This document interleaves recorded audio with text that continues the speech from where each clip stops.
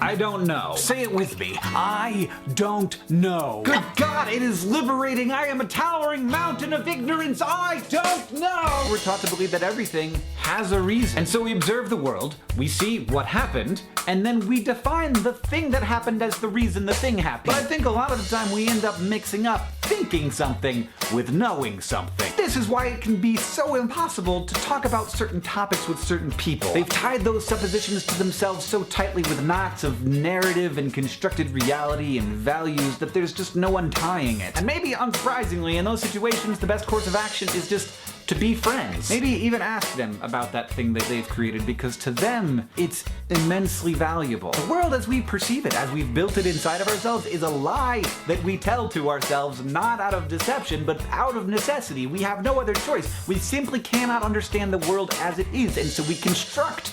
But sometimes I just have to tell myself the thing that is definitely true, the truest thing I can say, which is that I don't know.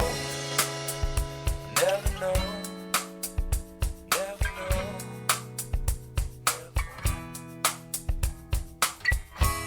This is the Everyone's Agnostic Podcast with Bob Pondillo and Cass Midgley.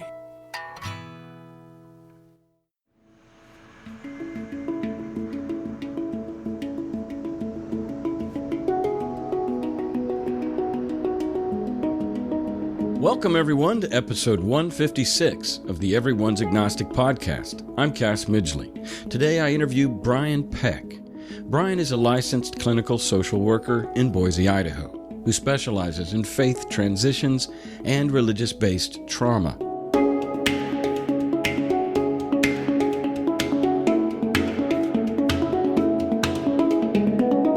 In addition to providing clinical services, Brian offers online coaching for individuals navigating faith transitions. Brian grew up in the conservative holiness movement and was deeply committed to his faith, traveling to China, the Philippines, Honduras on mission trips. It was during a year of Bible college that Brian began to discover the many ways his religious faith no longer worked for him. Over the past 12-plus years, Brian has done a lot of personal work related to the experience of leaving the church. His curiosity, openness, and desire to reduce human suffering are guiding principles for a life committed to human well-being, sans supernatural beliefs. You may already be familiar with some of Brian's work as the director of social media for Life After God, or have seen him around on one of the many post-deist communities on Facebook. Brian earned his Master's of Social Work degree from Boise State University and completed the required postgraduate supervision and training to gain clinical licensure.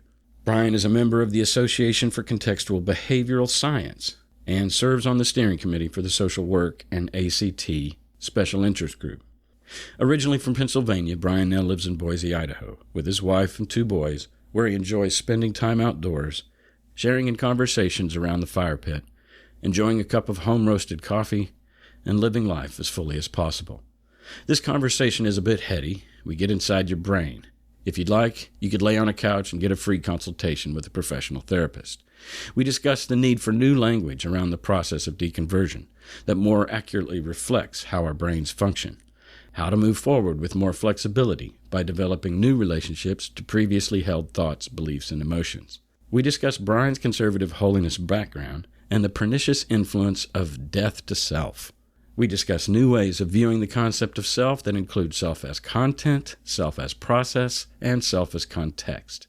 Also, we discuss how thought control is an unworkable strategy and the ways religion reinforces and exploits this human desire to control our inner world of thoughts, emotions, and sensations.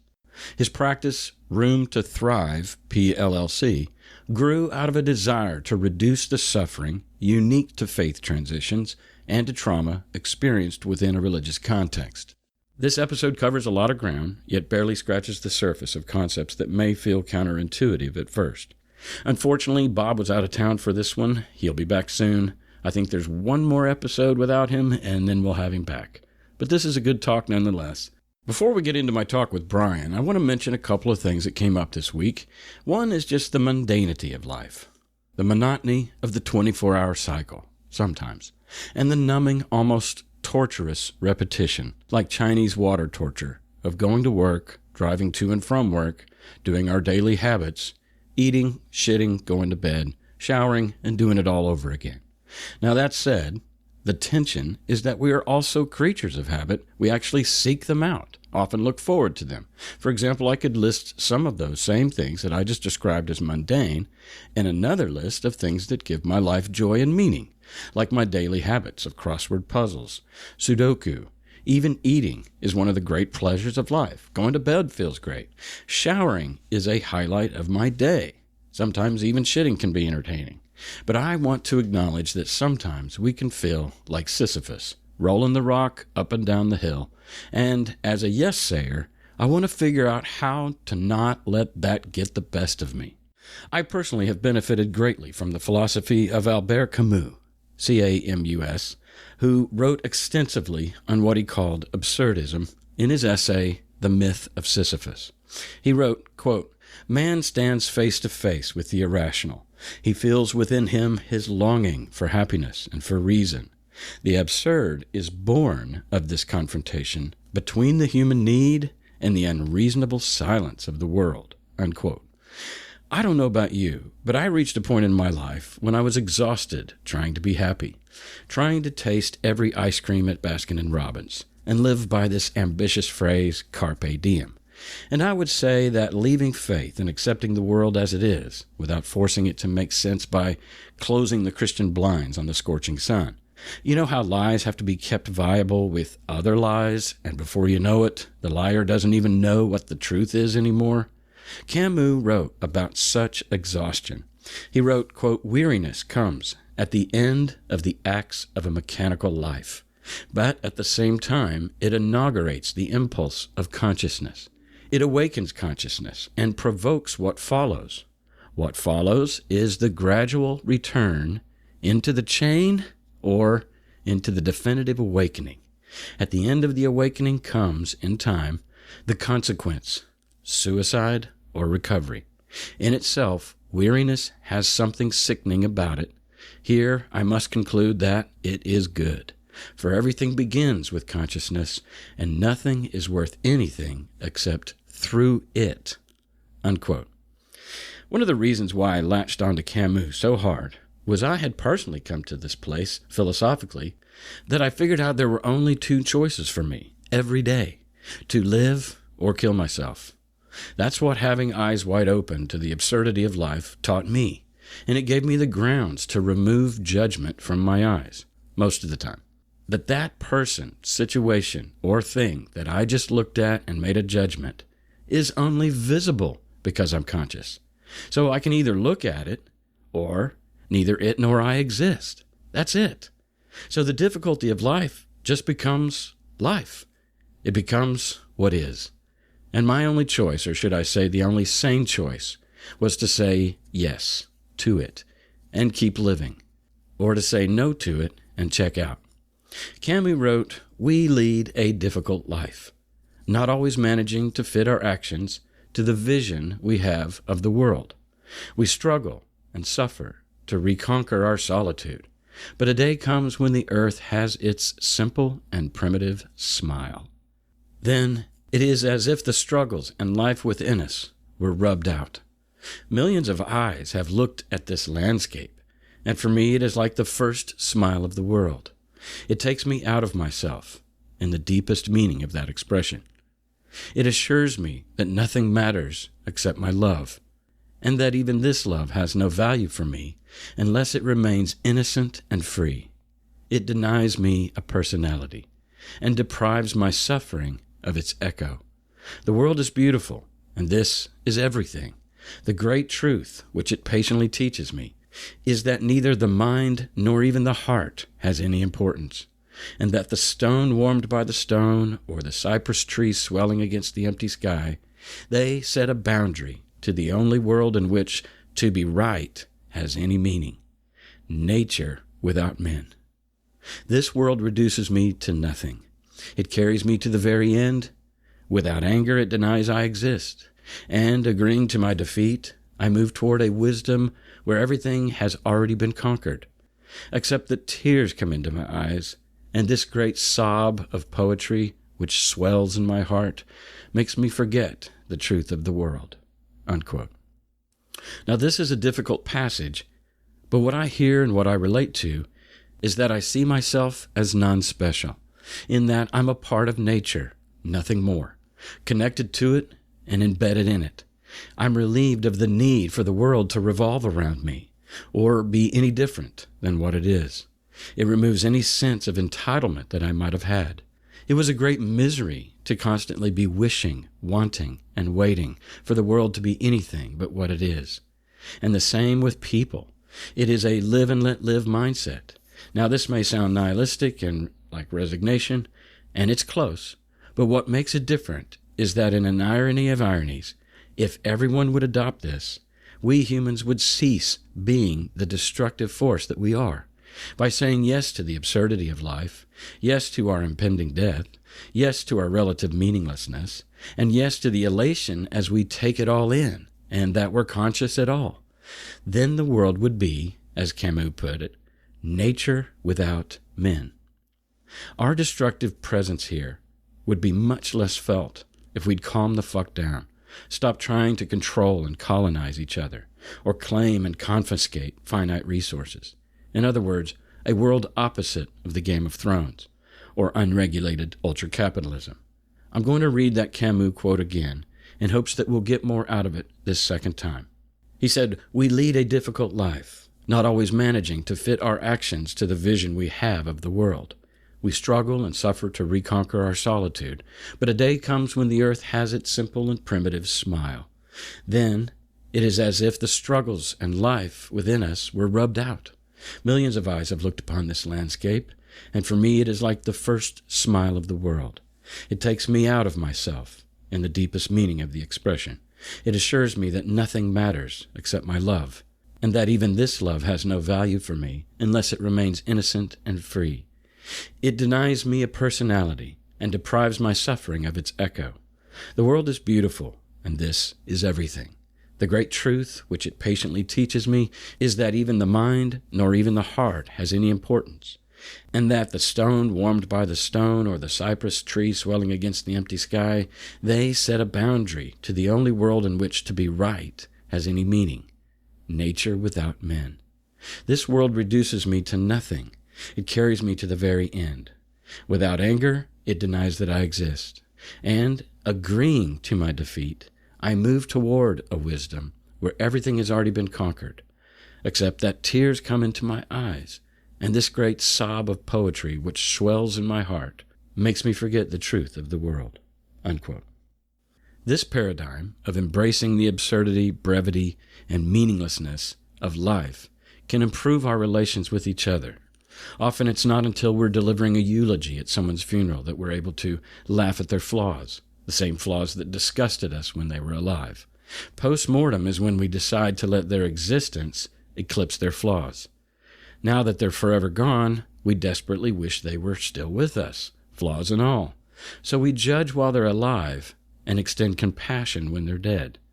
Bill Murray, in his role of a World War I medic in the 1984 movie The Razor's Edge, he flipped this practice on its head. In this clip, he's lying on the ground, weeping next to his dead soldier friend, and perhaps it's a protective mechanism for him to remain sane on the battlefield. But only inches from the deceased face, staring right into him, he says this: "He was a slob. Did you ever see him eat? Starving children could fill their bellies on the food that ended up on his beard and clothes. Dogs would gather to watch him eat.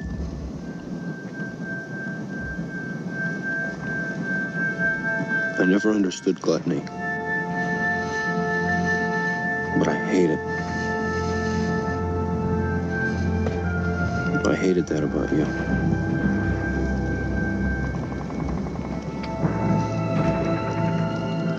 He enjoyed disgusting people. Being disgusting, the thrill of offending people and making them uncomfortable. He was despicable.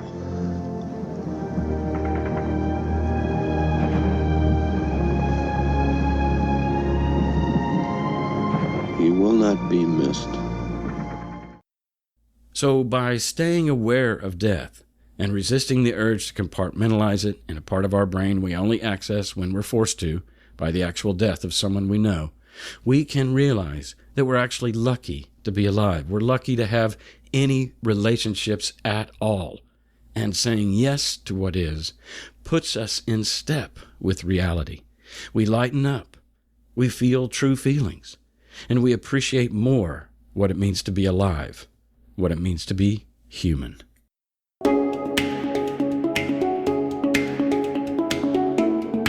We taped this conversation on June 6th, 2017. We interview people you don't know about a subject no one wants to talk about. We hope to encourage people in the process of deconstructing their faith and help curb the loneliness that accompanies it. We think the world is a better place when more people live by sight, not by faith. Please subscribe to our podcast or leave a review wherever you listen to podcasts. Also, you can support us monetarily in 2 easy ways. You can pledge $1 per episode or more through Patreon. That's patreon.com/EA podcast. Or you can leave a lump sum donation through PayPal at our website, everyone'sagnostic.com. The smallest contribution is greatly appreciated. Our opening monologue is an excerpt from a YouTube by Hank Green titled Towering Mountain of Ignorance. The music behind it is Never Know by Jack Johnson. The segue music on this episode was performed on a handpan by Sam Mayer in the New York City subway. Thanks for listening, and be a yes-sayer to what is.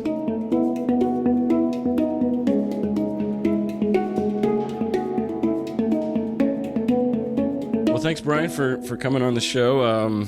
Bob's out of town, but as I mentioned in our emails, I think this is probably a good one-on-one talk anyway. So tell me a little bit about yourself, your background. Yeah, so as far as my religious background, my parents converted when I was about 3 or 4. I don't remember it distinctly. I've heard stories about it. My dad had, quote-unquote, backslid. Then him and my mom got married. So it was a Easter Sunday morning, as the story goes, where it snowed on Easter, and that was a sign from God, evidently. And my dad went up to the front. They had an altar call at that time, and so then he found God in that service. And my mom was really confused by it all because she didn't grow up in the church and really didn't know what was going on.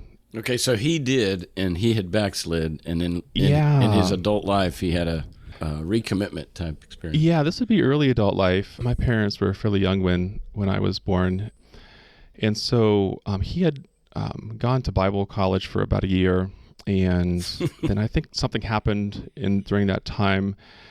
Like a church split, or some kind of scandal happened, and kind of turned him sour on the whole religious thing. But his mom, my grandmother, was an incredibly spiritual person, and she married my grandfather because he was called to be a pastor, and her ambition in life was to serve in ministry. And so when he didn't follow through with becoming a pastor and lived his entire life as a non-believer, or it's hard to say, I don't know whether I'd classify him as a non-believer, because it seemed like he still kind of believed, but he wasn't doing the church thing.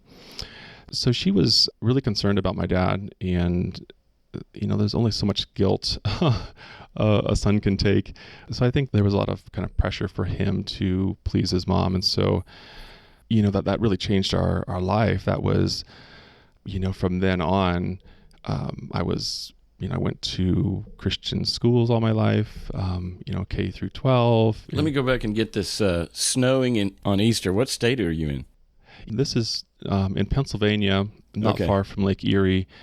I just recently thought I would go back and just look at kind of the weather patterns during Easter over the course of time. And it's not uncommon for it to snow. It was a blizzard, granted. Yeah. But yeah, it was fairly common for kind of snow to happen that time of year. Well, if we're looking for signs, we're always going to find them. I mean, and that's, thanks evolution, thanks brains that are more concerned about pattern-seeking creatures. Yeah. Well, let me ask you then. Go back to your grandmother. Was attracted to your grandfather because he was going to go into ministry, and then he didn't? Is that what I understand? Yeah. And this was disappointing for your grandmother. Yeah, I think incredibly so. And just to give you just a little flavor of my grandmother, she'd wake up early in the morning, like 4:00, and she'd pray for 2 or 3 hours in the morning. Yeah. And just beg God to, save her relatives, and she would adopt missionaries, and she would pray for, hours for this group of missionaries. And Is she still alive? she's not, no. And your grandfather? And he passed years ago as well. And so I remember her being held up as this example of a really godly woman. Mm-hmm. Growing up, I actually bought it. I was like, this really, she's as committed as I've seen anyone. Yeah. And looking back now, like, wow, it's really, I'm sad at how much shame and guilt and this need to please and never quite being enough. Yeah. She could never take a compliment. She'd always pass it off to God. Yep.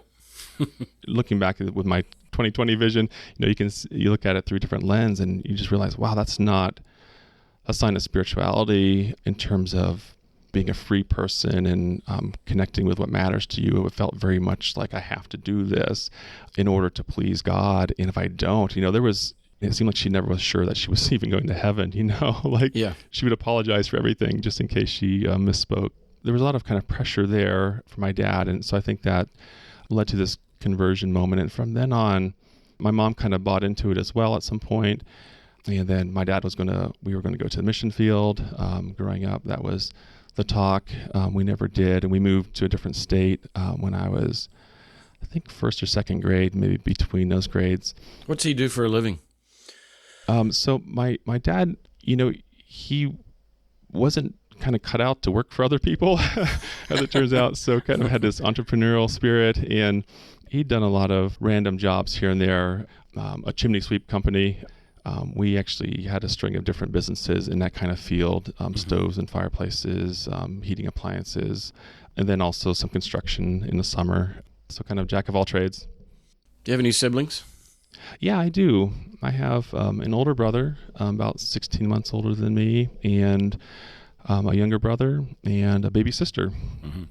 And your parents today, do they know that you are not a Christian anymore? Yeah, I haven't believed for over 10 years. Yeah. It was only about a year and a half ago that I was, kind of open about that fact, that reality. And so I did have a conversation with them about it. I also tend to want to be accepted and to please others. And so, that was a hard step for me to take, to let people know. And I was surprised. I guess I wasn't surprised. I was worried, how they would take it, and they were super supportive. Oh, wow. Great. Kind of this, even though you don't believe in God, he believes in you kind of thing. Yeah, and I can appreciate that. But also we still respect you as a person, and we value you. And we, I guess I wasn't surprised. I know a lot of people fear that step of sharing your non-belief with your family, and each person's situation is different, of course. But for me, I came to a point where it wasn't that I was afraid of, being deceptive, because it was just a conversation that I wasn't having. It wasn't like I was actively hiding that. And it wasn't a surprise to my parents because, or my family, that all the signs had indicated that I at least wasn't deeply committed in the way that I was before. What about your siblings? Are they still Christian?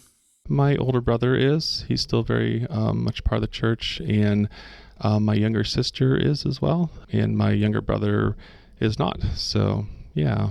Y'all live within proximity of each other, or is everybody spread out? Yeah, so that's kind of part of my story too. I moved across the country kind of soon after I kind of lost faith or moved beyond belief, I guess. It's an interesting concept, like how do we describe this process? And maybe we can talk about that a bit more later on in the interview. So I moved from Pennsylvania to Idaho, first through D.C., lived there for a couple of years, then to Idaho. And then my younger sister lives in Florida, and my older brother lives in Indiana, and my younger brother is in Pennsylvania. So yeah, we're kind of spread out. What do you do for a living? So I'm a clinical social worker, okay. And so I'm just started my own private practice about 6 months ago, and before that I was working in a clinic setting. Well, what was the job that took you to D.C. and then to Idaho? Yeah, so it's a bit of a long story, but I'll give you the short version of it. After my 1 year of Bible college, I went to Penn State and got my degree there. And during my time at Penn State, a friend of mine and I spent the summer in the Bay Area in San Francisco working a job. This was pre 9/11, and we were working at the airport, helping exchange students get to and from host families and travels abroad. And so during that time, I met my wife. We did a long distance relationship from Pennsylvania she was living near Berkeley in grad school there. And so we had this kind of long distance relationship. And so she was able to find employment in DC before we were married. And so she was living there while I was finishing up school. And after I finished up school, then we had a wedding in Idaho because we wanted to end up back here eventually too. Then we spent some time in DC before moving here. So it was my wife's employment. Cool. All right. I want to go back to the context of your Christianity while you were still a Christian, because we exchanged some emails about the story, and there were some things that struck me that I don't know that I've ever talked about on this show after 3 years. And one was this notion of sanctification.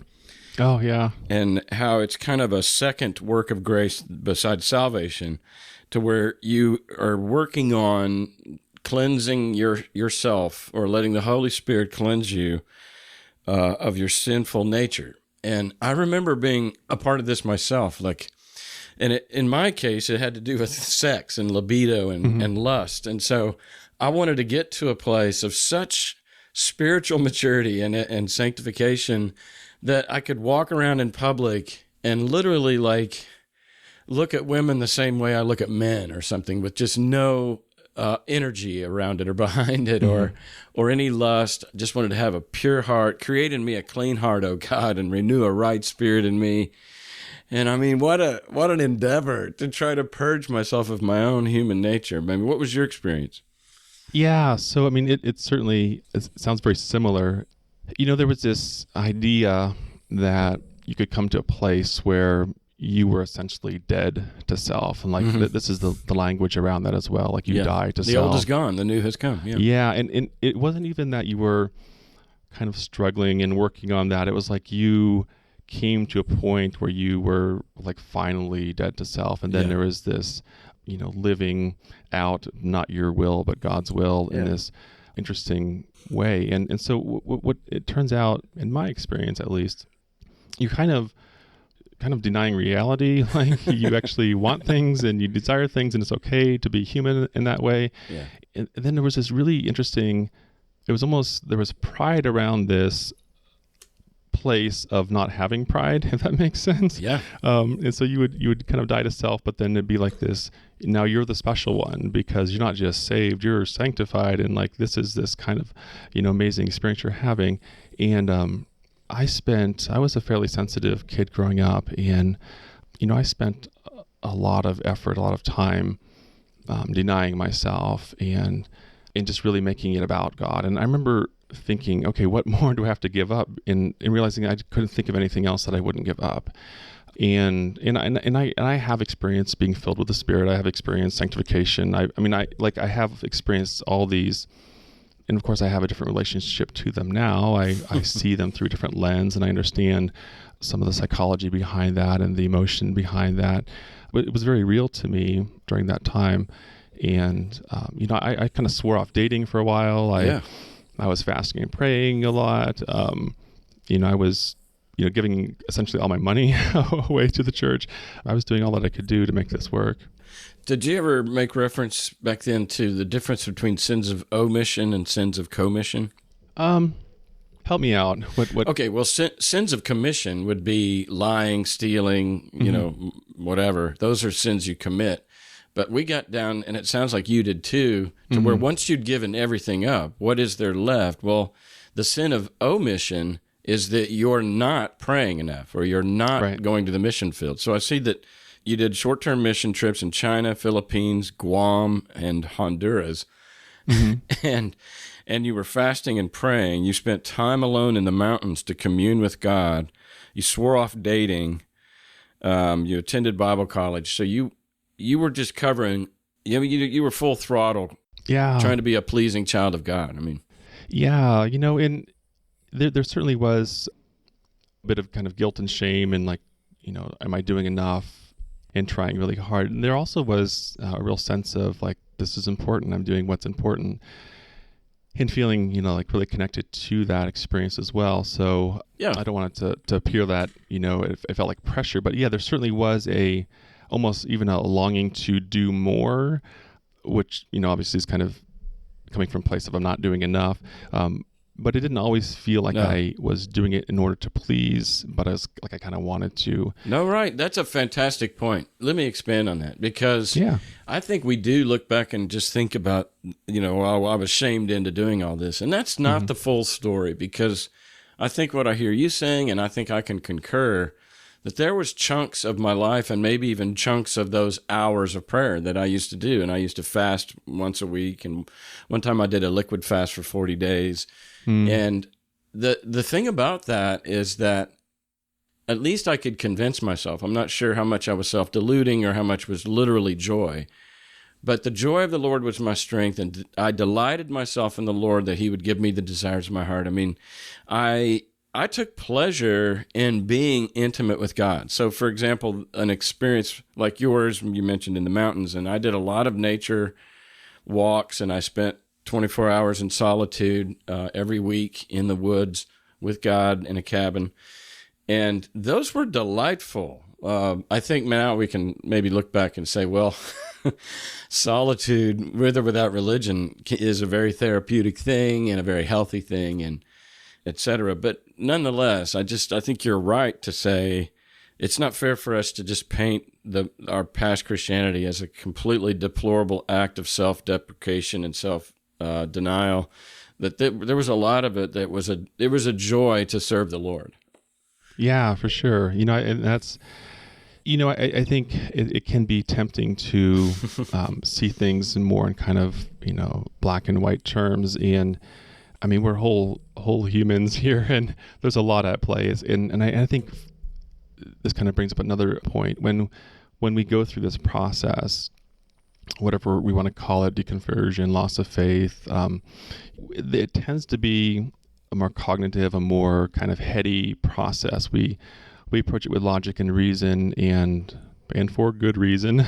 Excuse that pun. There really is this idea that we arrive at this new understanding through thought and through language and through this new understanding. And sometimes we fail to recognize that's just a really small slice of what it means to be human, is this this world of thought, this world of beliefs and ideas, the social piece, the connectedness to others, the emotional piece. There's all this other part that goes into our whole human experience. And so when we focus on just this small slice, we can make a lot of progress. We can shift things quite a bit.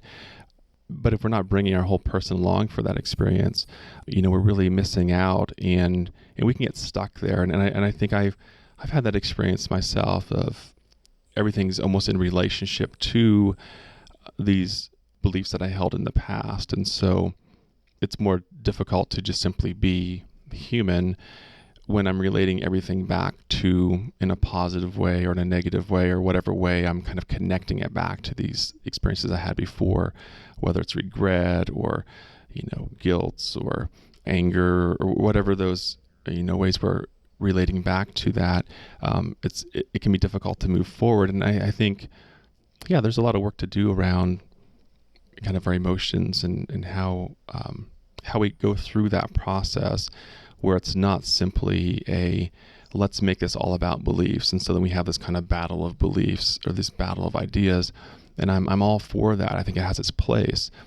When that becomes like the main focus, or in some cases the only focus, I think we're really missing out on what it means to be human. Yeah, and in your correspondence with me, you wrote some things that I just found really touching, almost tear-jerking, which I want to get to. But before I do, you just mentioned something. Have you spent much of your time in counseling others dealing with these post-religious traumas or experiences? That's been part of my journey as well. I have been working in mental health. I I don't know, it's probably going on around 10 years or so now, in different capacities in kind of more clinical setting for the last like 6 years or so. And my interest at first was working with children and adolescents primarily, and I worked a lot with anxiety, OCD, and then also kind of worked with kids also on the autism spectrum as well.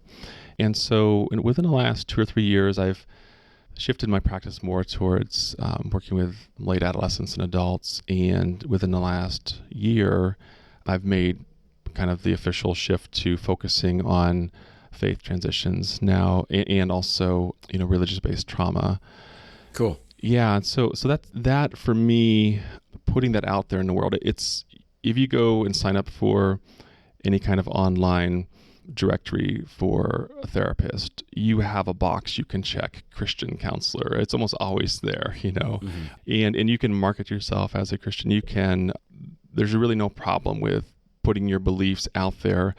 And I see value in that because, then if you're looking for a therapist who shares your beliefs, then you can find one because it's pretty easy to identify a Christian therapist.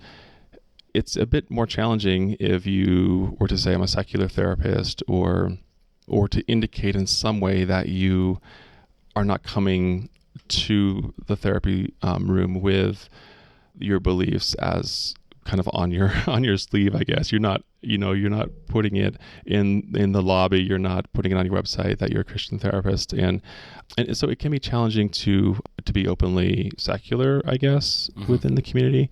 And I, going through my training program, and I've talked to others, there's a lot of emphasis, for good reason, I might add, to incorporate a person's spirituality into their treatment, because it tends to be part of our human experience, and I think we can honor that. In fact, in some ways, I've worked with a lot of really religious clients, and one of the highest compliments I've received, I think, was, you've really helped me connect with my LDS beliefs, my Mormon beliefs, and I feel the Spirit in, these better ways, or I'm more connected to that experience. And what that's telling me is that, I'm not... Yeah, you were so neutral. I'm meeting the person where they're at and providing the support that they need, and I'm being supportive of whatever they're bringing to the session. So obviously, if religion is creating a problem, which there's the other clients that I've worked with where that has been the case, and we found ways to create some flexibility around their beliefs. And for me, over this past year, making a shift and saying, I'm actually focusing on faith transitions has been a bit of a big step. Other therapists in the area are like super excited to refer to me now, and it's been a really good thing to make that shift, and just for individuals who are looking for a secular therapist to know, like, okay, I don't have to guess or kind of read between the lines, like who is this therapist and what is he about. They can feel pretty confident that, I won't be encouraging them to talk to their pastor or pray about it, or offering to pray with them.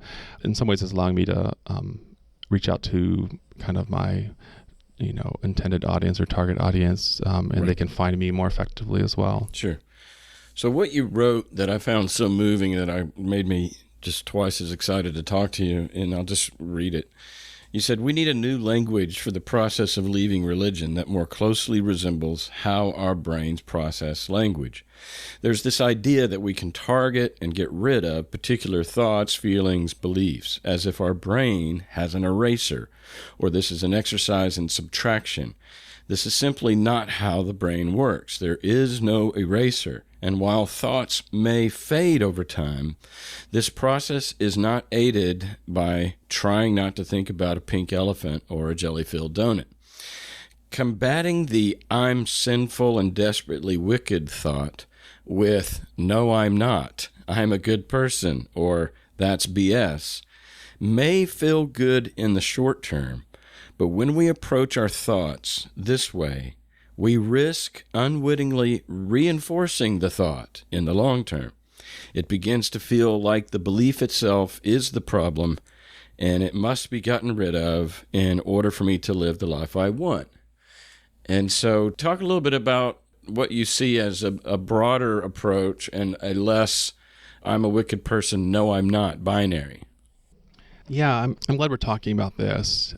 I see so much suffering after a person leaves religion, after they've done all the work, they've read all the books, they can't logically make their old beliefs work anymore, and yet they're still stuck there. Yeah.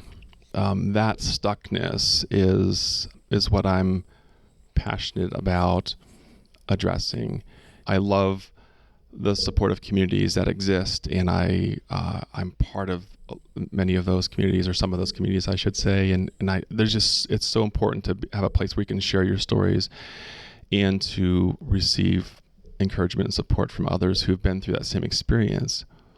And yet, even in those contexts that are incredibly supportive, and there's a lot of kind of progress and movement happening, there can still be this stuckness of like, this is really about, I don't like how I believed before. I no longer accept that as a valid belief.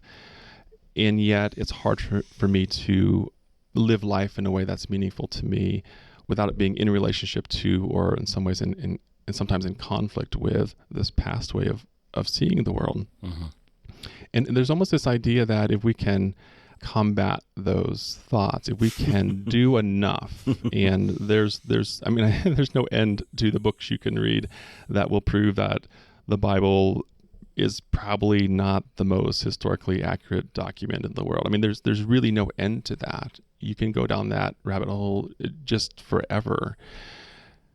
And if that's what you're into, if that brings purpose and meaning to your life, then I'm not judging that as good or bad. I'm just recognizing that there's a fair amount of energy that one can expend doing that. And if that's not primarily what you care about, you're maybe not getting a lot of bang for your buck there. Right. So there's almost this idea that I believe this, it's no longer how I see it, and therefore I need to prove to myself that this isn't true, or I need to prove to others that it's not true. And it's almost like there's just this conflict, this kind of battle between these thoughts or these beliefs, these ideas. And there's value. There really is value. I don't want you or anyone listening to mistake the value in going through that process. Right. And that's incredibly valuable. Getting stuck there, making that kind of the end point, or that's as far as one goes. Mm-hmm. I think that's where we see the suffering persist. And well, because they can find themselves just still entrenched in a mental internal debate or argument with mm-hmm. themselves. Yeah. So if we just think about how language works, and my comment about our brain not having an eraser, that we can create networks and relationships, and a lot of those have been created for us based on our learning history, where we grew up, the ideas we were exposed to, and so those networks exist. Now, if we say, I want to not have the thought I'm going to hell, right? Okay, so let's just imagine that you grew up in a very fundamentalist Christian home, and there was this fear instilled in you, speaking from personal experience here, of course, that you're not good enough, you're kind of desperately wicked, and you're going to hell. Mm-hmm. And so you can be done with that belief. Mm-hmm.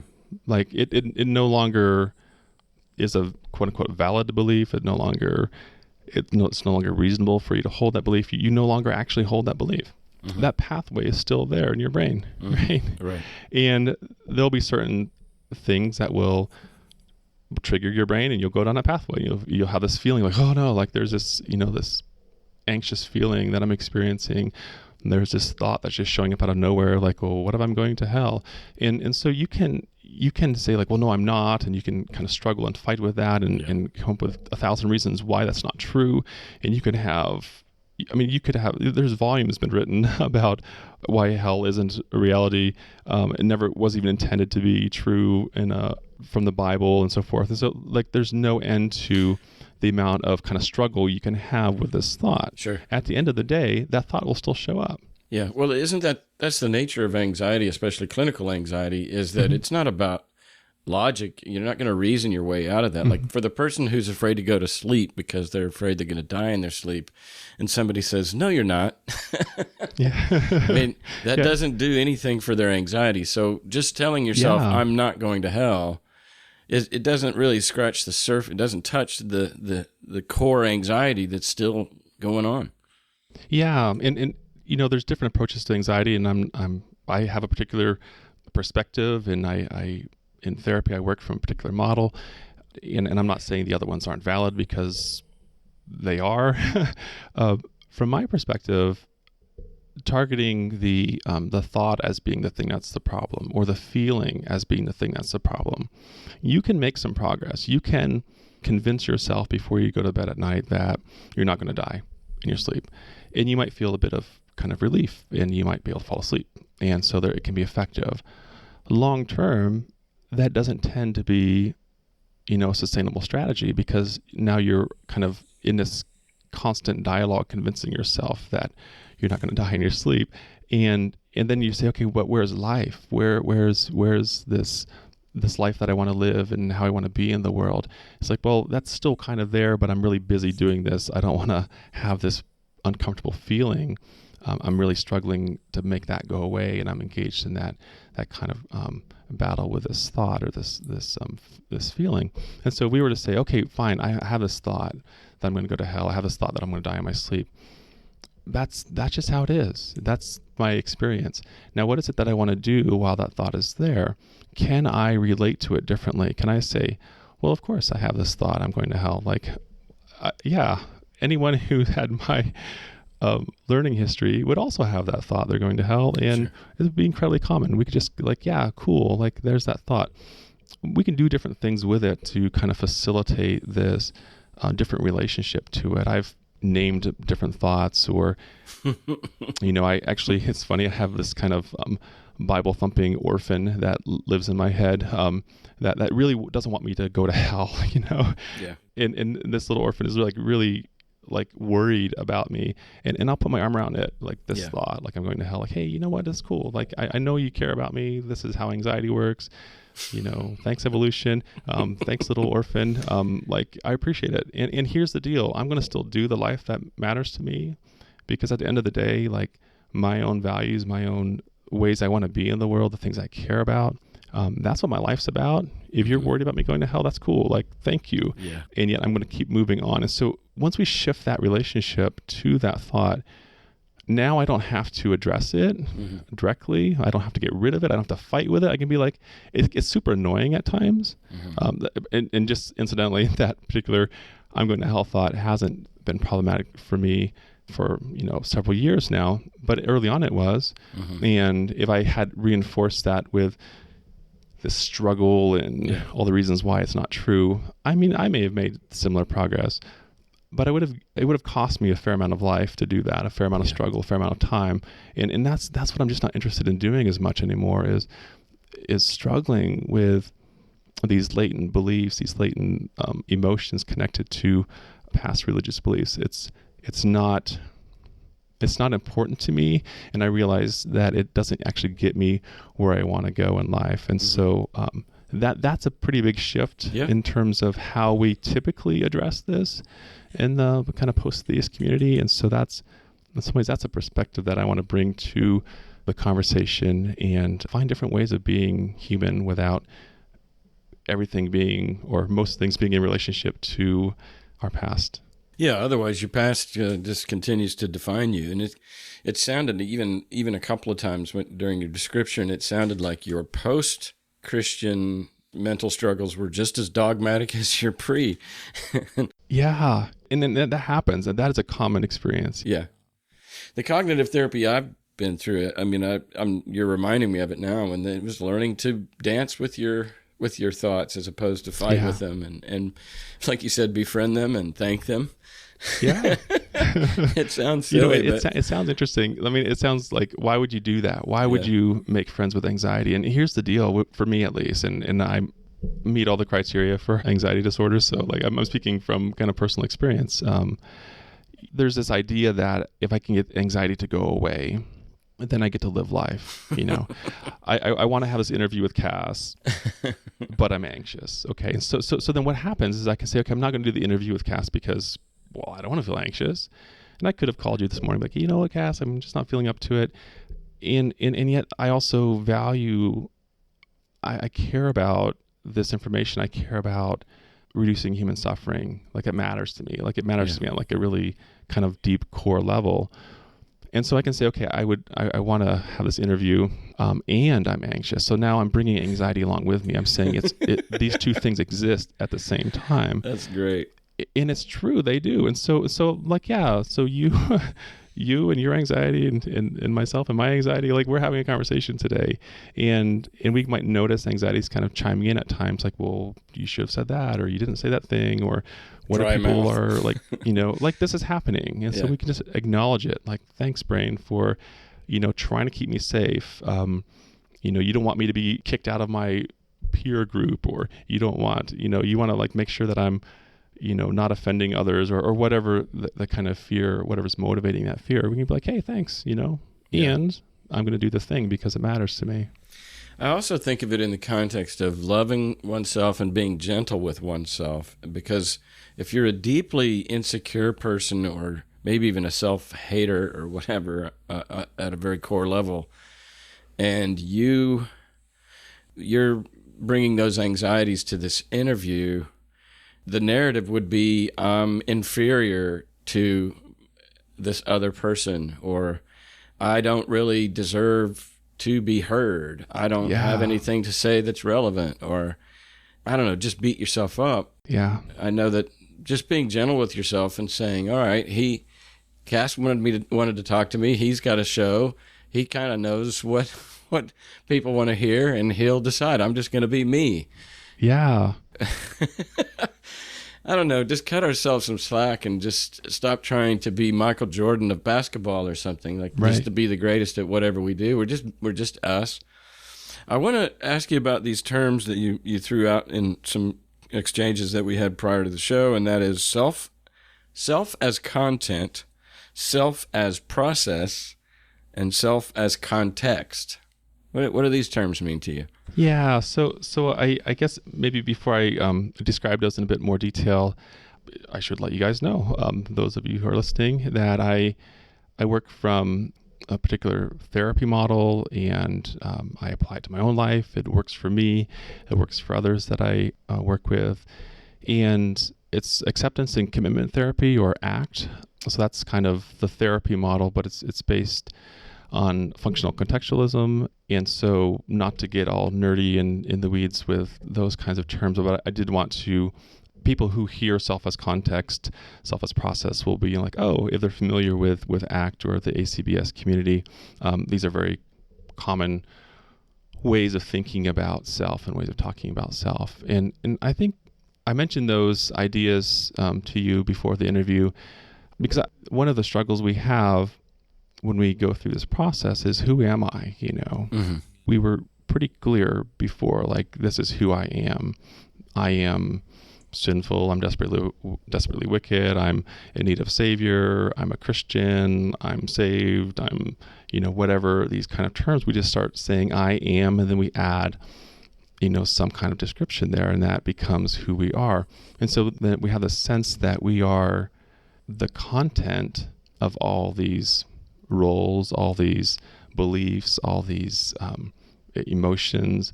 Like, we are the sum total of that. We are, that's who we are, like, and we can't kind of change that. And we even use those words, like, I am anxious. It's like, okay, so that's who you are. We think about, like, really, you're anxious? Like, what does that even mean? And I get it. I mean, it's kind of shorthand. It's easy to understand when a person says I'm anxious. We know what that means. And so it's not that I want to nitpick the language we're using there, but when we start to really strongly identify with that, like, this is who I am. Okay, let me stop you there, because I want to clarify something. Are you saying that, like, I can say that I'm a drummer, but it doesn't fully capture or who I am, and I could say occasionally I experience anxiety, but it doesn't define or capture or describe very fairly, or comprehensively who I am. Yeah, and so it's interesting, even when you said I'm a person who sometimes experiences anxiety. Like, that's a bit different, isn't it, than saying I'm an anxious person or I am anxious. So even that gave us a bit of space. You're noticing I'm a person who has an emotion that shows up from time to time, and I experience that emotion in different ways. So then who's Cass? Well, is Cass anxious? Well, sometimes anxiety shows up, you know, as Cass is a drummer. Is he drumming right now? Well, no, he's a person who drums and he values drumming. And we can talk about like all the ways you can relate to these thoughts, beliefs, ideas, roles, things that you do. But if we start to kind of really strongly identify with that's who I am, that can become rigid and we can become stuck there. I won't paint too broadly as far as religion goes, but in a fundamentalist kind of worldview or approach, this self as content is really important. Like, this is who you are. Like, there's no kind of moving or shifting that. This is your kind of, this is how the world is, and this is how it has to be. And well, yeah, Christians would say if I'm not a Christian, I'm nothing. Like, Jesus is everything to me. yeah, And so outside of that, I might exist, but I would be worthless and worthy of eternal torture or something. I mean, so like, people place a lot of value and identification in their association with not only Christianity, but with God and Jesus, and to the degree in which they're not. Like, this is what I feel like that, you know, earlier we were talking about your drive to sanctify yourself and to be more and more committed, more holy, more, what else can I give up? I mean, you pretty much had thrown yourself into it. Is there's a measurement, and I know this is kind of going backward, but there's a measurement to which the degree in which I am associated with Jesus is the degree in which I'm a valid human being. right. And I think that's why that Christians can walk around Walmart or in the public or whatever and have little compassion and much disregard for people outside the church, because they're basically kindling for hell and they kind of deserve to be there. And the fact that they've made no effort to engage the God that died on a cross for them, well, they're lazy and they're slothful and they're selfish and they kind of deserve hell. I don't know. I mean, there's some stuff going on in the hearts and minds of people that associate so much with one thing.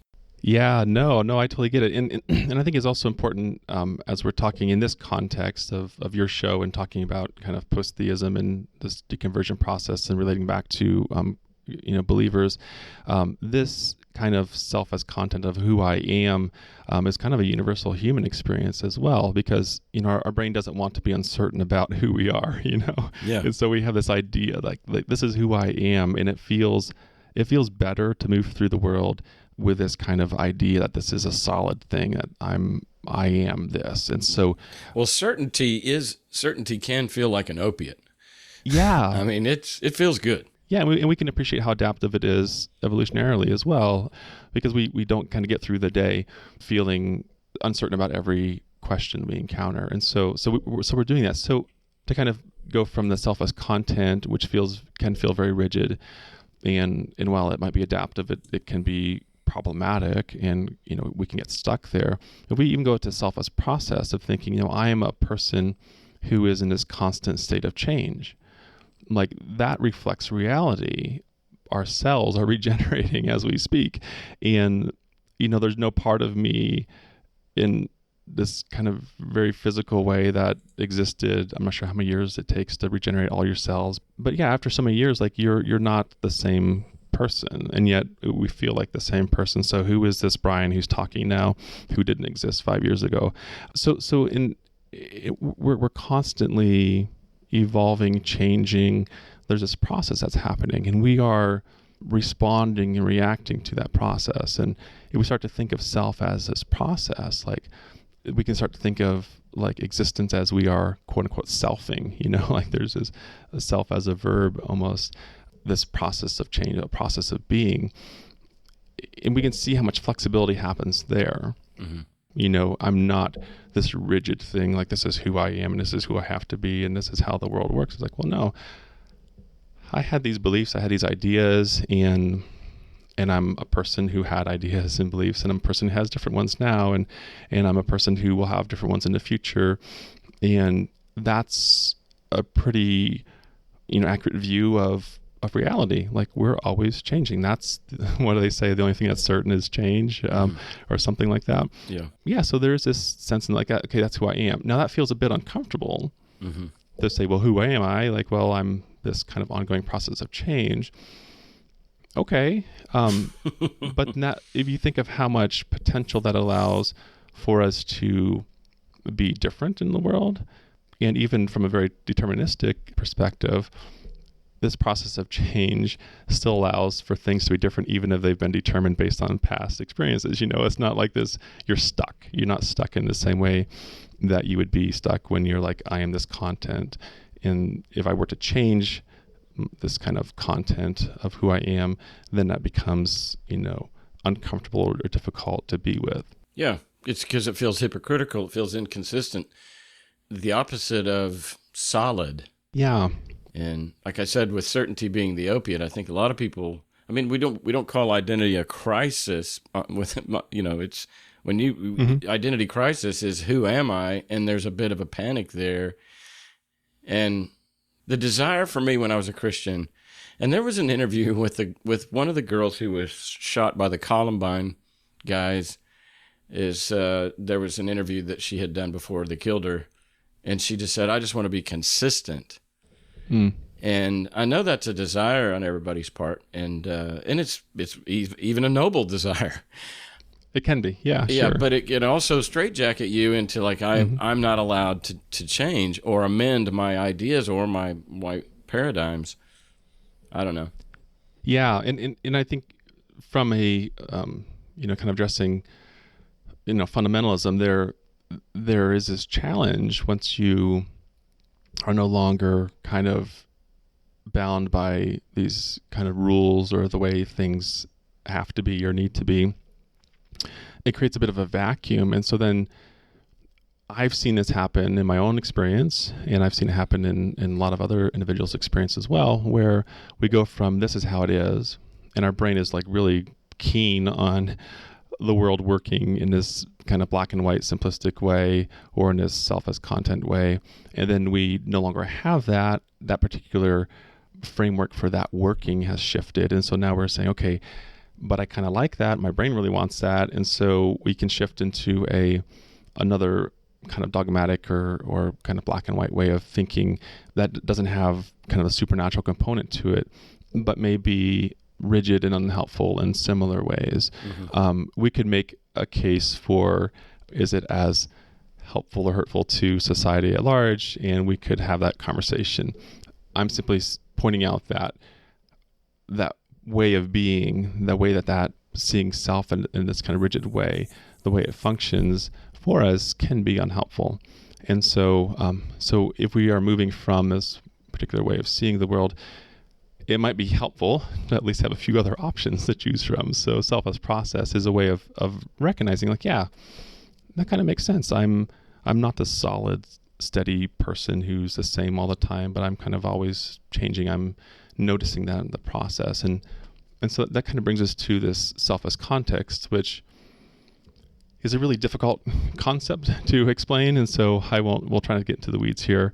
But there is a sense that it's this idea that I am the place where things happen. There's this, I'm the context from which I experience my life. And it's almost like taking almost a bird's eye view of your experience. We can go back to, when I was 3 or 4, when my parents converted, and we could look through my 3-year-old eyes and kind of see the world that way.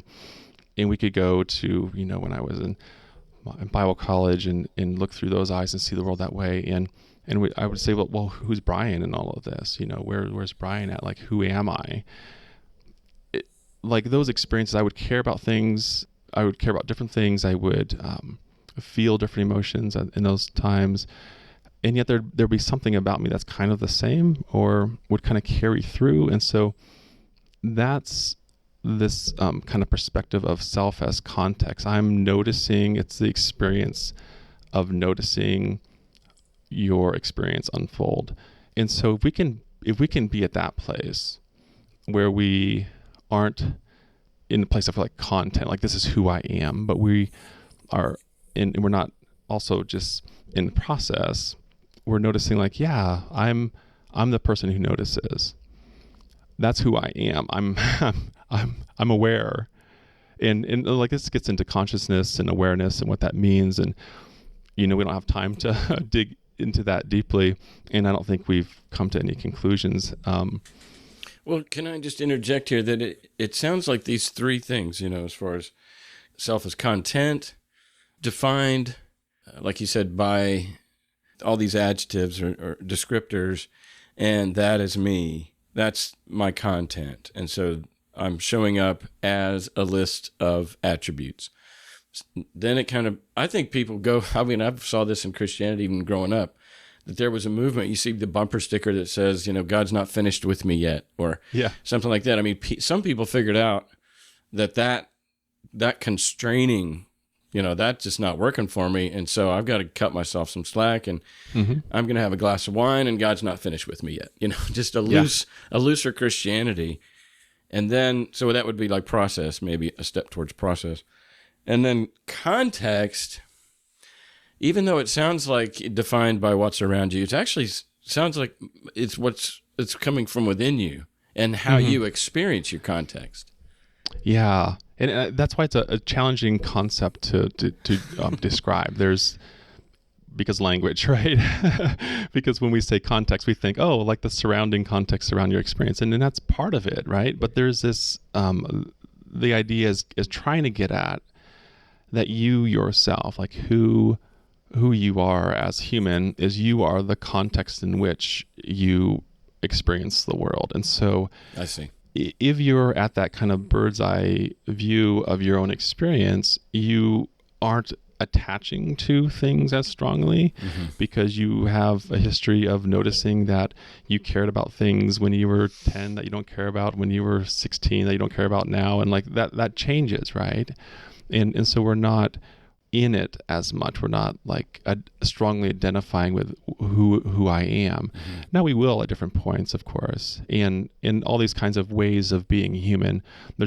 I'm not suggesting that there's one right way or that one way needs to be done all the time. We're just saying, no, there's different ways of thinking about oneself that can be useful in different contexts as well. Yeah. And so self as context for me in the work that I do with individuals going through faith transitions can be a way of kind of zooming out, noticing your experience, and noticing that while this way of being human feels very different than other ways you've been human, in some ways it's always kind of been there. If you look back on your life, you've always been the observer, you've always been the noticer, you've always been aware of things unfolding in your experience. And if we can go to that place, that it can be kind of a solid place, kind of ironically, like that can be a place you can go to where you're not kind of swept up with I'm anxious or I'm this or I'm like, sinful or I'm, whatever the content is. We can say, okay, yeah, I'm noticing, I'm having the thought that I'm this way, I'm having the experience, I'm noticing the physical sensations of anxiety. It can be just a place of noticing. And we get there through mindfulness a lot of times. And I think mindfulness gets there without being explicit about this is where we're at, this kind of noticing place. But just kind of having an idea about like, this is what that would look like, or kind of hinting at this, I am the context in which I'm noticing my experience or experiencing the world. I think it can be a useful option for us to think about oneself. Yeah. And so the observer, I don't know, I just think of that old phrase, we don't see the world as it is, we see the world as we are. And that puts the identification or the identity on the observer as opposed to, so for example, a bunch of people go see the same movie and everybody has a different reaction. That's who you are. Like the lens through which you see the movie, the things you like and dislike. And I know for the ex-Christian journey, this is a very difficult task to find your own agency and to discover and to say yes to it. Because let's say that you like okra and everybody around you doesn't, then you're going to feel insecure about liking okra. And somewhere in there in your process of healing and maturation is you're going to have to give yourself, not have to, but you get to give yourself permission to like okra. Yeah. Is this part of the process that you're talking about? Yeah, certainly. There really is at the core of the work that I do, both clinically and then also kind of in this coaching capacity is around flexibility. It really is. And so we're not shooting for some, destination where once you arrive, then you've arrived, know. But it really is this noticing the process that's happening and noticing stuckness, noticing what it feels like to not have the flexibility to choose or to move or to, connect with your own values, and then noticing what it's like to have a bit of flexibility. And so you can shift the way you are in the world. And so I'm always primarily focused on looking through that lens of where are we kind of stuck or avoiding our experience, and where are we moving towards our experience. I think at the end of the day, if we can become aware of those two ways of being in the world, and it's not just like discrete ways, but there's this whole range. We know what it feels like to move away from discomfort. We humans are just masterful at avoiding our internal experience. Like, how do we deal with anxiety? There's like 1,000 ways that we avoid anxiety-producing experiences. And by doing so, we often avoid kind of the life we want to live. We avoid doing things that matter, because for me, at least, and speaking to another person who experiences anxiety at times, the most important things that I've done in life, the things that I care about the most, almost without fail, have also been accompanied by by a lot of anxiety, And so it's like anxiety now, I have a relationship to it where it's like, this is what it feels like to do what's important. It's the same feeling. It's the same kind of stomach is kind of churning the same way. I'm still sweating the same way. It's still that the sensations are the same, and yet my relationship to it is different. Now, anxiety, that those sensations are an indication that I'm about to do something important, or that I am doing something that's important to me. That's saying it's okay for that feeling to be there, but I can have a different relationship to that. Yeah. And so whenever if we can target different ways of increasing flexibility, where we're not getting as stuck, and if we can start to notice, like, this is what it feels like to do the interview with Cass while feeling anxious. Okay, cool. Like, this is what it feels like to do the thing that's important to me. And so I'm having that sensation. I'm going through that process, and it matters to me. I know what it's like when I say, hey, Cass, I can't make the call today. I know what that feels like too. And it doesn't feel connected. It doesn't feel meaningful in the same way. It might be necessary to say, you know what? I can't get my words out right now because I'm experiencing a ton of anxiety. Like, okay, that's it. I'm not judging to saying one way is right or one way is wrong.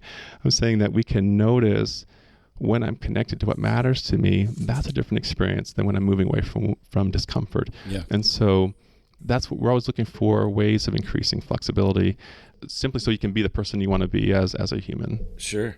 So there's this new movie out called Everything, Everything or something like that, and it reminds me of The Boy in the Plastic Bubble from John Travolta, 1976 movie. And I think this is a good metaphor for, like, the freedom that people want. Everybody's afraid that they're going to die if they're exposed to germs, and they may, in fact. I mean, like, it's not necessarily unfounded principles here. But the desire to get out, to see the ocean, to breathe in and out, to ride horseback or something. I mean, yeah. And I think what I hear you saying is that we can live our lives, the rest of our lives, as a reaction to the strongholds or the fears or the anxieties that we held while we were under a certain ideology, whether it was a fear of germs or a fear of God. And now we are exercising ourselves to get out of the house, get out of the plastic bubble, get out of... It sounds like that the work that you're doing and the emphasis on this method is to help get somebody more and more free from living reactionarily to those past anxieties. Yeah. What's interesting too, Cass, and I'll say this, and I might catch some flack within the secular community, but I'm very sincere in saying that if a person were to work with me and go through this process and gain flexibility and end up where they started with a very deep, committed religious belief, I would feel like that was success as well. And I know it's not maybe popular to say that within the secular community. However, what is the challenge here? What are we actually targeting? Is it like a particular belief that says this is right and that's wrong? Is that what's the challenge? Or is it because we're responding to that in a way that's really unhealthy for us as humans? are we using that as a weapon to hurt other people? If you believe whatever it is you believe, and you're not hurting others, and it works for you, and you're living a life that's deeply connected to your own values, what matters to you as a human, I'm rooting for you too, you know, and whether you hold, you know, supernatural beliefs or not, like it really, for me, it's about that stuckness, that rigidity, that inflexibility with one's beliefs. So I think sometimes we do ourselves a disservice by targeting the beliefs themselves. Like that's, the beliefs are wrong, like somehow they're intrinsically wrong, or there's inherently wrong. They have to be changed in order for, you know, us to move on or for the world to be better. And there's some truth in that, but what we're really talking about is how those beliefs function in the world. And that's more, to me at least, that's a more interesting conversation. Yeah. And it's how tightly we hold on to them. It's how like rigidly we like live our lives based on those. That's what we're talking about. We're not talking about the belief itself. I mean, we've all had thoughts about others that we would never want to say out loud, you know? Okay, fine. Your brain did that. Cool. Yeah. You had this like really uncharitable thought. Yeah. And that just happens.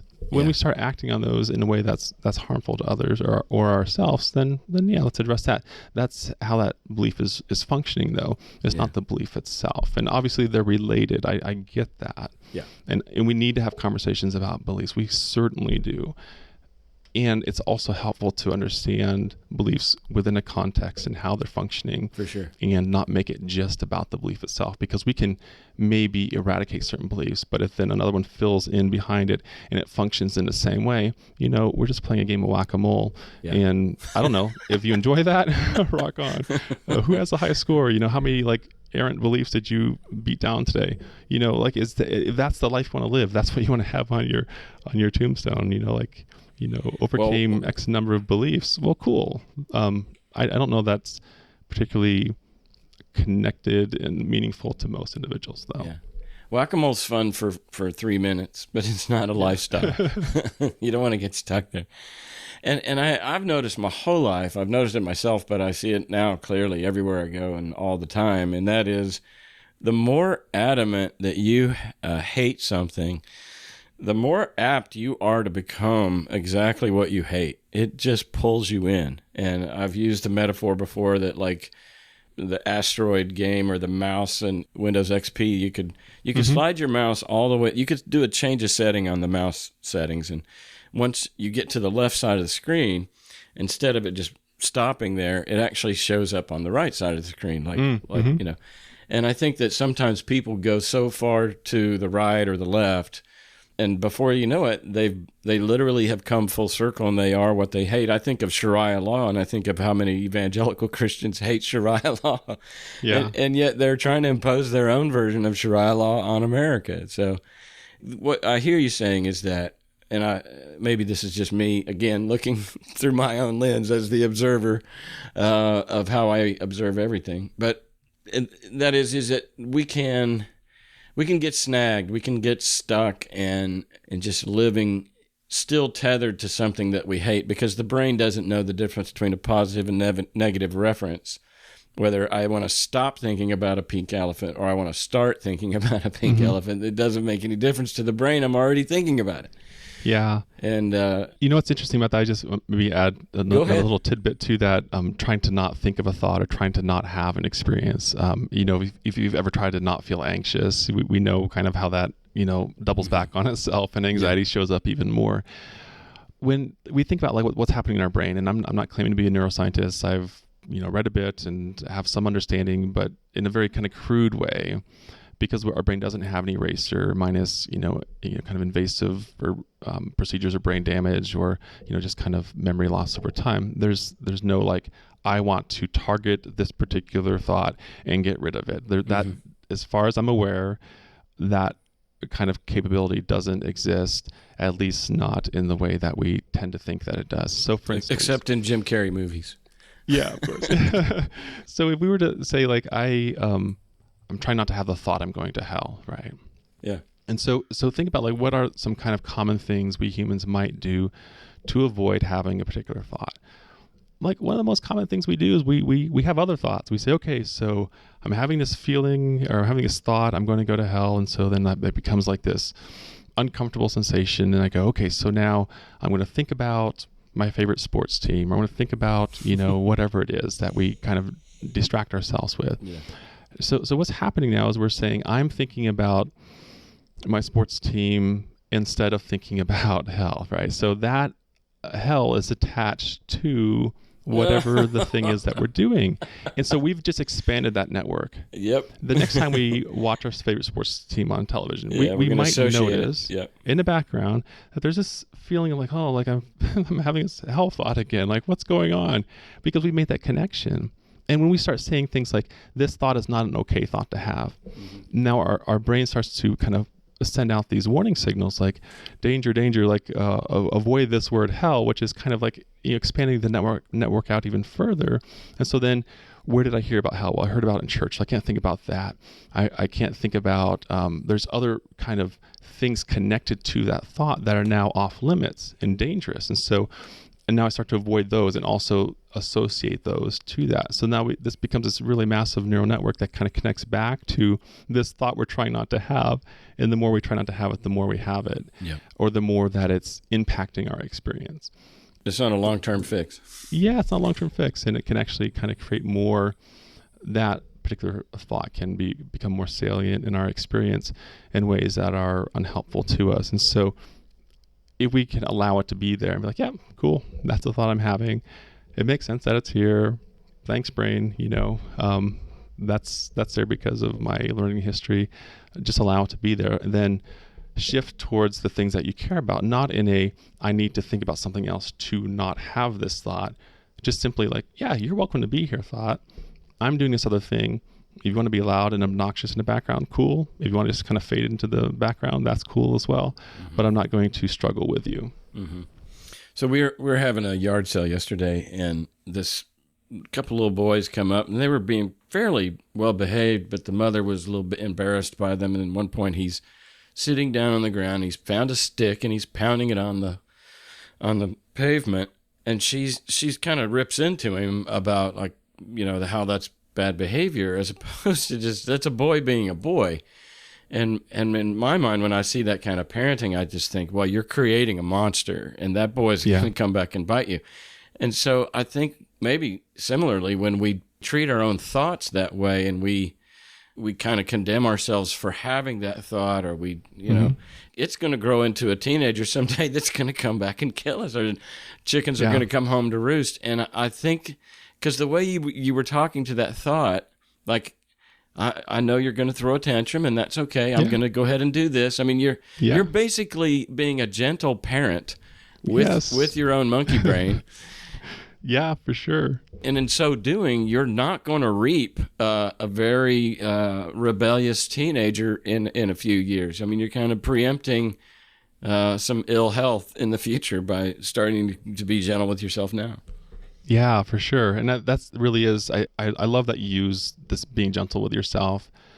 We could talk for hours on self-compassion and how important that process is to the deconversion experience. Instead of like, God is love and I only am worthy of love if God gives me love. But no, I can actually, be gentle with myself and hold myself lightly in ways that I'm not stuck how I have to be in the world. And so, yeah, that's just so helpful to think of being with our experience in that way. You said something that made me think of another connection I wanted to make. Oh, that's what it was. I wanted to share too that if we think about like the nature of how our brain works around language and trying to not have thoughts, and how much thought control, it's this kind of human instinct that we have, like we're trying to control our internal experience the same way we control our external experience, and how it kind of backfires on us. And then we put that in a religious context. You were talking earlier about, we wanted to be sanctified. We want to have this experience so that we wouldn't feel lust, right? Or we wouldn't have a particular thought. And so if we think about how we've been set up, we've been told like, you're not supposed to think a certain thought. Okay. So then what happens? I saw this in my fundamentalist upbringing. You're not supposed to, have lustful thoughts. And so then we like cover up in a way that is quote unquote modest. And all we've done is we've just extended how we sexualize others to different areas. Right. You know, we've expanded that network. Now it's not this. We're not sexualizing others because we see naked images. We're sexualizing like everything about them because we're telling ourselves not to think that, not to have that experience. And then when we do have that experience, we're told that that's not okay. And so then we should feel some guilt and shame around that. And so like this cycle just reinforces itself. Yep. You're stuck there. Yeah. And if you were to, approach that with some willingness to have that thought and allow it to be there, even like these really uncomfortable thoughts you would never say out loud, like, okay, that's cool, that happens. My brain doing my brain thing. That's what it does. I don't need to react and respond to that as if there's something wrong with me. I'm a bad person, because I recognize that the thought itself isn't the problem. Yeah. If I get caught up in a struggle with a thought, now it's going to get bigger. It's going to become like this thing that I'm obsessed with. I'm going to see it everywhere. It's going to be like so much a part of my experience. If I can let go of that and say, yeah, that's just a thought I'm having. Yeah. And so I think that's where we can have some flexibility and we can shift what it is that we're focusing on. We're not targeting these beliefs or these feelings, these sensations as the problem. We're saying, hey, that's what it means to be human, is to have brains that generate thoughts. Now, how do I want to relate to them? Do I want to spend my life struggling with them? If you do, hats off to you. Good luck. Yeah, good luck with that. If you want to connect with your life in other ways and allow those thoughts to kind of be there in the background, if that works for you, I personally find that to be a more meaningful way of living. Yeah, I kind of went to an extreme. I know I was largely influenced by Nietzsche, and there's a mindset that basically says, well, I wouldn't say there is no right or wrong, but it definitely diminishes the binary judgment of everything as either good or bad or right or wrong or good or evil. And I went swung so far out from where I was as a fundamentalist Christian to where I just gave myself 100% permission because my brain, obviously we know in the nocturnal dream state that we come up with the craziest shit. Yeah. In our imaginations. Our brain is just insanely capable of wild, wild imaginations. And so if I'm having some thoughts during the day even, I know that my brain is capable of some really creative stuff. And I also know that my body is reacting to things. Like if I have diarrhea, I know that's something we're not supposed to talk about. But everybody has it, and that's my body. My body's reacting to enzymes or something, and I don't have any shame about squirting out my ass like everybody else. I don't have any shame about the fact that I'm uncircumcised and most American men are circumcised. Mm-hmm. I don't have any shame about the fact that when my dick's erect, it goes a little bit to the left. Because guess what? I didn't ask for that. I didn't ask to be anything.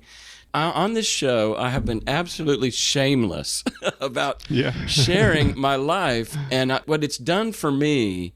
And I know everybody's like, well, some things aren't just appropriate to talk about. Well, I'm out to bust all of that because I just think those are refuges that keep ill health and bad things safe and sound and long lasting. And I want everybody to get so comfortable being human that I have swung way over to the extreme to where I just want everybody to feel free to talk about everything. I don't like this etiquette around conversation. Now, obviously, when words hurt people, those are, but I have so embraced what it means to be human. And that's maybe why I just don't have any shame around the things that I used to have a lot of shame around. Yeah. It's really interesting to hear you say that. There's, and I think it might be challenging for others to hear that as an ideal to live up to because shame will persist. And so I think what I'm hearing you say is you've come to a place where you're no longer relating to shame as this thing that you need to kowtow to, or like, you're saying shame can do what it does, and I'm going to be kind of radically accepting of my experience. I'm going to be human, and I'm going to just put it all out there, and it's going to be okay. And so I think if others are hearing this and thinking, well, like I could never do what Cass just said some things about his own personal experience that would feel very uncomfortable, and I would feel a lot of shame around that. That's probably true. Okay, so if you were to feel that shame, are you willing to be with that shame in a way that allows you to still live the life that matters to you? And for me, it may not be so much about I want to be able to say anything that I want to say. For me, I am kind of asking myself the question: is this useful for me? Does this work for me? And I think as you're expressing yourself on your podcast in this very open, honest way, it works for you really well, and I think it works for your audience to see it, to observe like this is possible, to just kind of be out there and be open and be like, yeah, this is my experience, and I'm not responding or relating to shame in a way that says I'm not going to say that or be that way. But as far as thinking about is something true or false or right or wrong, the more interesting question to me is this supporting my values? Is this functioning for me in the way that matters? And so we're not getting so stuck on like finding truth that exists somewhere, the kind of what Stephen Colbert said, like the truthy truth, yeah. But like, no, like, is this working for me or not? And so that becomes context dependent as well. Yeah. Like in certain situations, this is totally okay and works for me. In other situations, it doesn't work in the same way, so I can adapt and adjust. But yeah. It sounds very pragmatic. It is, yeah, absolutely. And Me too. There's a sense in which the kind of truth criterion is like what works. Mm-hmm. It's connected to, so it's what works, but it's also connected to one's values and what matters. And so we still get to ask questions about, is this, harming others? Is this enhancing human well-being? And we can still, connect it to some more objective ways of being in the world, or values, things that we as humans care about, for all the reasons that we evolved. But at the end of the day, it's not. I'm not looking at anything and saying, is this right or wrong in some absolute sense. I'm saying, like, in this context, how is this behavior functioning for me? Is it serving my values and allowing me to be the way I want to be in the world, or is it not working for me? And to me, as somebody who grew up in a very fundamentalist background, it's hard to take that different view of truth, to say, like, truth is what works, because our brains want to have some absolute certainty about what truth is. Yeah. Have you ever read any David Rico, like How to Be an Adult in Relationships and things? I haven't, no. Well, he's got some similar thoughts that kind of ring true with what you're saying, but that's something that I've been reading. Cool. Let me just close it up here with some fun personal questions. How old are you? Oh, geez, Cass. You don't have to say. I just turned 40, so okay. I'm officially at that 40-year-old mark of life where I'm supposed to be all grown up and have things figured out, and I'm just starting to realize that that's kind of an illusion as well. Very true. And don't shit on yourself about that. Absolutely, yeah. You're married? I am, yeah. How long you been married? We've been married going on 13 years. Okay. What do you guys do for fun? We are, we have two boys as well, a 3.5-year-old and a almost 7-year-old, and we like to ride our bikes, get out in nature. I love these kinds of conversations, so you often will find me talking to friends and others around these topics, and so that brings me a lot of purpose and meaning as well. So I kind of like to geek out about stuff. So one of the ways that I met you or got to know you was that you create memes and you're kind of you help out with the social media of Life After God and Ryan Bell. And so what got you into that? I mean, is that something that you just do for fun? You discovered that you're good at it?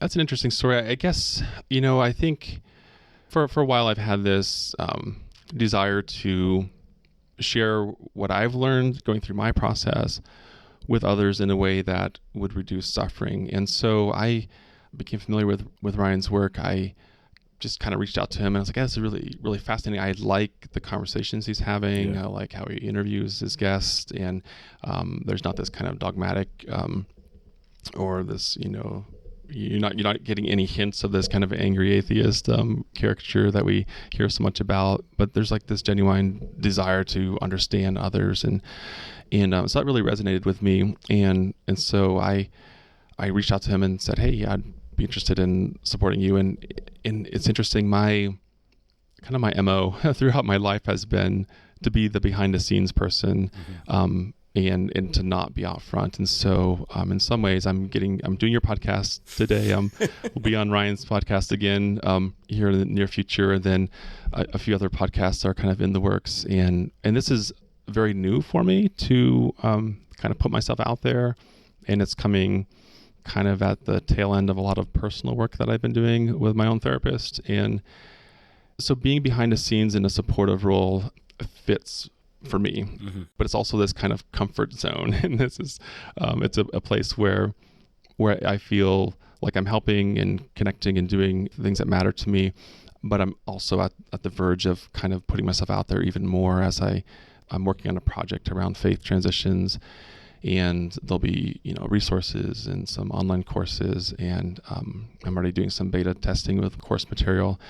And so I'm at a point where I'm going to be out there even more, and that feels uncomfortable. So I think working with Ryan and kind of following his journey, listening to your podcast, being familiar with your journey as well, the importance of putting yourself out there in a way that represents who you are, and you can, share your journey with others. So for me, it was, I want to support something that I care about and be part of that process. And then that's kind of evolved to a point where now I'm ready to, bring Brian to the world and these ideas.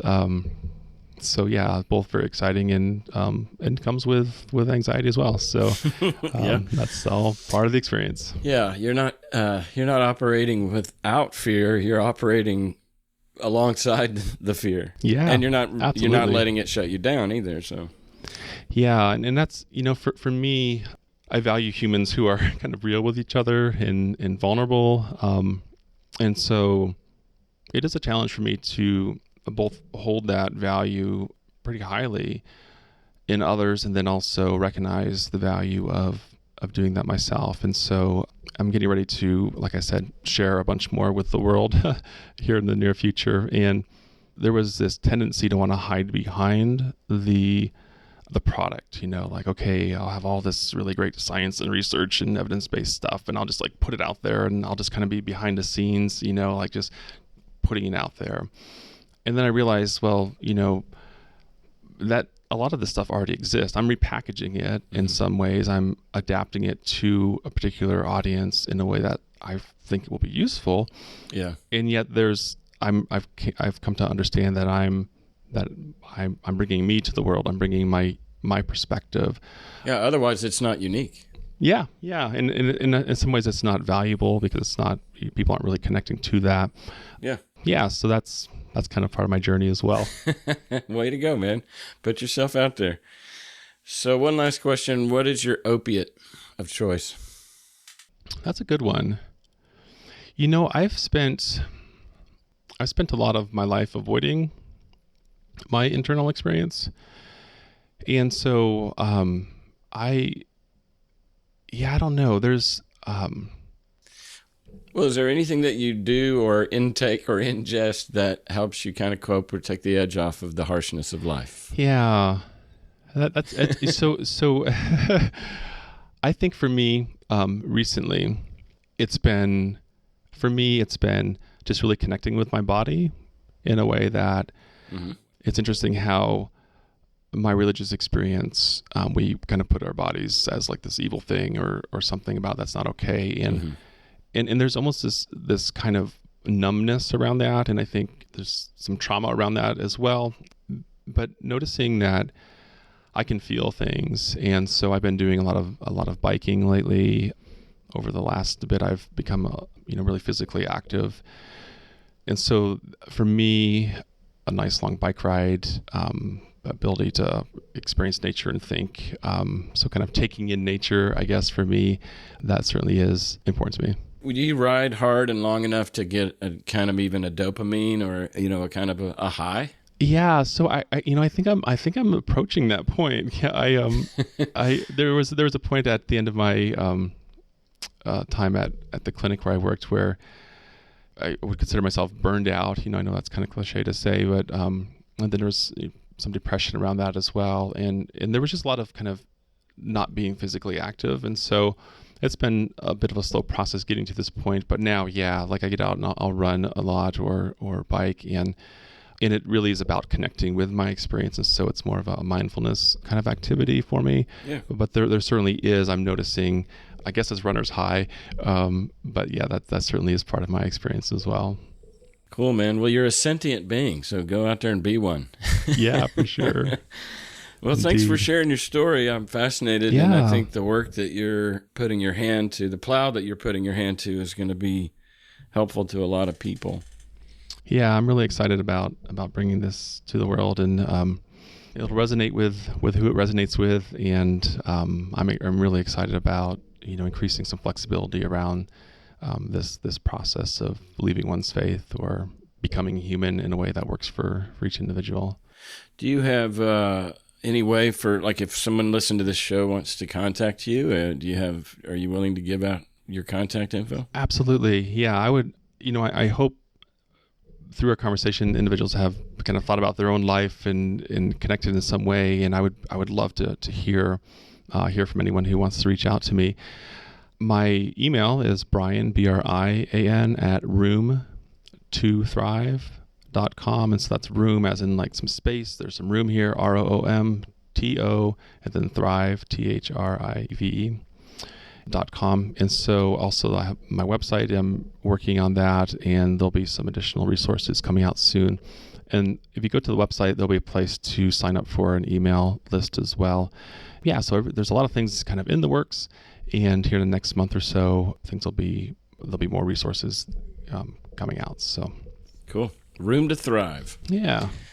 Well, thanks again for coming on, man, and have a good weekend. All right, thanks, Gas. Take care.